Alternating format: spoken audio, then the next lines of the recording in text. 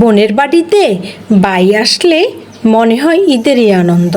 তবে কেন বাইয়ের বাড়িতে বোন আসলে শুরু হয় দ্বিধাদ্বন্দ্ব। প্রতিটা বাইয়ের দুই ফোঁটা সফলতা বোনেরই স্বপ্ন। বাই হলো বোনের কাছে বিধাতার দেয়া অমূল্য রত্ন। আপনাদের সাথে গল্প বলতে বলতে এই পিঠাটা অতি সহজে কিভাবে না বেলে বা এভাবে বানানো যায় তা আপনাদেরকে আমি দেখিয়ে দিচ্ছি। অনেকে বলে যে এরকম রুটি মেকারে নাকি নাস্তা বানানো যায় না। দেখেছেন আমি রুটিটা কত সুন্দর করে বানিয়েছি এবং কি নাস্তাটা বানিয়েছি। বাচ্চাদেরকে যদি বিকালের নাস্তাতে দেন বাচ্চা অনেক খুশি হবে। আমি আপনাদেরকে আরেকটু দেখিয়ে দিয়েছি। রুটিটা বানানোর পরে আমি এখানে সবাই জানে এটা কী জিনিস বলেন তো, এটা কি? অবশ্যই এটা আলুর ভর্তা, যেটা আমরা বাঙালিরা সহজভাবে বলতে পারি।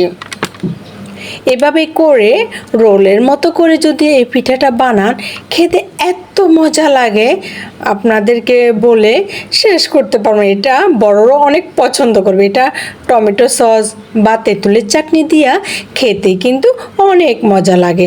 হাতে যদি কম সময় থাকে তাহলে এভাবে বানিয়ে নেবেন। আমি প্রত্যেক দিন সকালবেলা যখন রুটি বানাই তখন একটু আটাটা বেশি করে নিয়ে রাখি, বিকালে যে কোনো নাস্তা একটা আমি অনায়াসে বানিয়ে দিতে পারি। মাংস রান্না থাকলেও কিছুটা মাংসকে পরে আমি পেঁয়াজ দিয়া ভেজে এভাবে আলুর ভর্তা যেভাবে চেপে চেপে দিয়েছি এভাবে দিয়েও এরকম করে আমি পিঠা বানিয়ে দিই। এই পিঠাটা এত মজা হয়েছে, সবাই আমার কাছে এই পিঠাটা খেতে চেয়েছে, কিন্তু এত ইজিলি যে বানানো যায় সবাই এটা বুঝতেই পারে নাই। যখন বলতো আমি ঝটপট সবাইকে এটা রেডি করে দিতাম। সবাই খেয়ে এত প্রশংসা করেছে যে বলে শেষ করা যাবে না। প্রশংসা শুনতে শুনতে এটা ভাইরাল হয়ে গেছে আমার পিঠাটা।